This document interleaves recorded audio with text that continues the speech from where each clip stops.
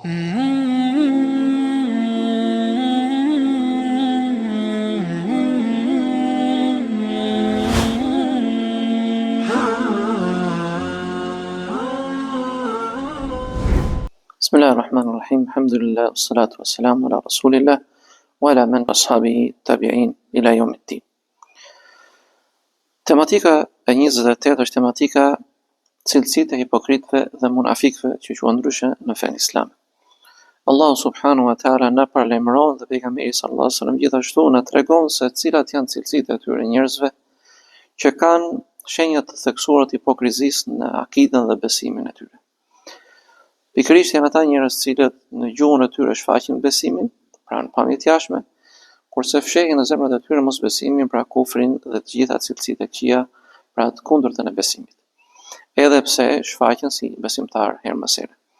Allahu subhanahu wa taala thot në Kur'anin Kerim: "Yahdharu al-munafiquna an tunazzala alayhim suratun tunabbi'uhum bima fi qulubihim." Le të kenë kujdes hipokritët munafikët se mos valli u zbret ndonjë sure prej Zotit dhe lajmëron ata se ç'kan, për ata se ç'kan mbajnë edhe fshehin zemrat e tyre.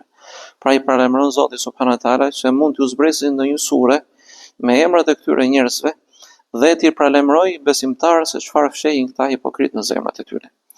Në ajetin tjetër thot Allahu: "Wa'ada Allahu al-munafiqina wal-munafiqati wal-kuffara nara jahannam." Zoti ka premtuar munafikëve, hipokritëve dhe hipokriteve dhe jo besimtarëve zjarrin e xhehenemit. Kurse në hadithin e njohur pejgamberi sallallahu alaihi wasallam an Abi Huraira radhiyallahu anhu an Nabi sallallahu alaihi wasallam qal ayatul munafiqi thalathun. Shenjat dhe cilësitë e hipokritit janë tre: idha haddatha kadhaba, kur flet gënjen, wa idha wa'ada akhlafa, kur premton diçka nuk e mban premtimin, wa idha atumina khan, dhe kur lihet diçka amanet nuk e ruan amanetin. Në hadithin tjetër rrivat transmetimin Imam Muslimit shtoi: "Wa in sama wa salla wa za'ama anna muslim", edhe nëse ai agjeron apo pretendon, apo edhe nëse ai agjeron, falet apo pretendon se është musliman. Pra nëse i ka këto tre cilësi të qarta, kur flet gënjen, kur i luan premton nuk e mban premtimin dhe kur lihet diçka në amanet, thyen amanetin nuk e ruan. Në hadithin Abdullah ibn Amr radhiyallahu anhu an Nabi sallallahu alaihi wasallam qal: "Arba'un man kunna fihi kana munafiqan khalisan." Katër cilësi kush i ka ato është munafik i pastër, pra i qartë. "Wa man kanat fihi khaslatun minhunna kanat fihi khaslatun min an-nifaq hatta yad'aha." Dhe kush ka një cilësi për tyre, ka një cilësi për hipokritëve derisa ta praktikojë atë. "Idha atumina khan", nëse i lidh diçka amanet, nuk e ruan amanetin. "Wa idha haddatha kadhaba", dhe kur flet gënjen. "Wa idha ahada ghadara", dhe kur çfarë? Dhe kur mban një premtim apo një marrëveshje e thyen atë. "Wa idha khasama fajara", dhe kur diskuton me ty, debaton, pra menjanon nga vërtera, shthurjet, degradon dhe kështu me radhë. Pra këto janë cilësitë të pastra, thot pejgamberi sallallahu alajhi wasallam, dhe nëse ka një cilësi për tyre, nuk do të jetë besimtar i pasur derisa ta praktikojë këtë cilësi. Në hadithin e Abu Hurairas radhiyallahu anhu Nabi sallallahu alajhi wasallam, Rasul sallallahu alajhi wasallam qal: "Mathalul mu'mini kamathali khamati az-zar'i yafi'u waraqatuhu." Shembulli i besimtarit është si shembulli të bimës, por sa çelur, cila lëkundet fletat e saj.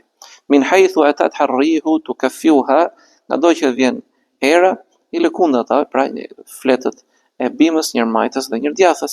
"Fa idha sakanat i'tadalat", nëse era pushon, atëherë ajo qëndron, pra është e palëvizshme.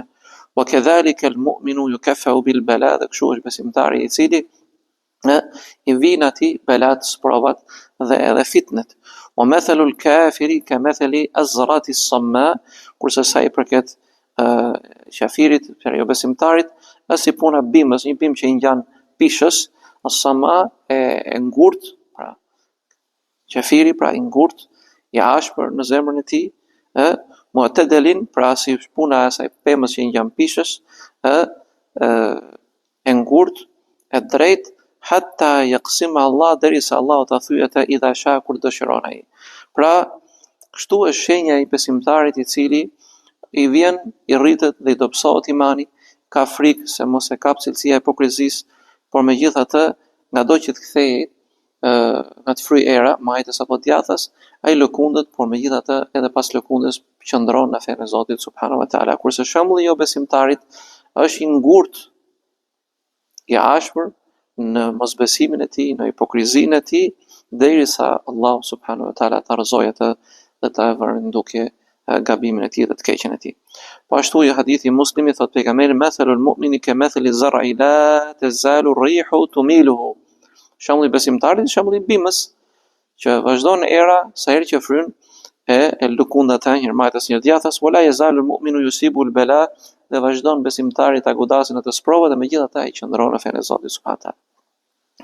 ومثل المنافق كمثل الشجرة الأرز لا تهتز حتى تحتصده. Pra dhe kurse shembulli i besimtarit i munafikut është si shembulli i pemës, pra kësaj pemës që ju përmenda, pra që janë al-arzati, më falni, i njampishës, la tahtazzu, nuk lëkundet hatta tahtasid, derisa të thyet rrëzohet. Pra i tillë është munafiku, pamit parë duket si i fortë, duket si i trim, duket si i qëndrueshëm, por kur i vijnë belat dhe sprovat, Allahu subhanahu wa taala e rrëzon atë. Po ashtu në hadithin e Abdullah ibn Umrit radhiyallahu anhu, qala Rasulullah sallallahu alaihi wasallam mathalul munafiqi kamathali ash-shati al-'ahirati bayna al-ghanamayn ta'iru. Pra shembulli i munafikut është shembulli i deles së lëkundur, të tronditur që hidhet me i grup kopeje dhe i kope tjetër. Yani ta'iru, yani mutaraddid, nuk e di pra se ku të shkoj. Ila hadhi marratan wa ila hadhi marratan, njëherë me një grup dhe njëherë me një grup tjetër, kështu pra është hipokriti munafiku. Prandaj një hadith tjetër thot fi kauni thanaja ala sultani min al-nifaq. Po ashtu në hadith tjetër thuhet, edhe nëse ai i thur lavë dhe prisave, sultanëve, politikanëve, kupton, edhe kjo është shenjë për shenjave të hipokrizisë. Pra lutim Allahu subhanahu wa taala na ruaj gjunat dhe gabimet, na ruaj nga hipokrizia, të pastroj zemrat tona nga hipokrizia, mos të jemi njerëz, njëherë me një grup dhe njëherë me një grup tjetër, njëherë me besimin dhe njëherë me mosbesimin, njëherë me të vërtetën dhe njëherë me të pavërtetën. Prandaj lutim Allahun na largoj nga kjo cilësi e ndyrë dhe e poshtër dhe lutim Zotin na bëj prej sinqertëve. Selam aleikum wa rahmatullah.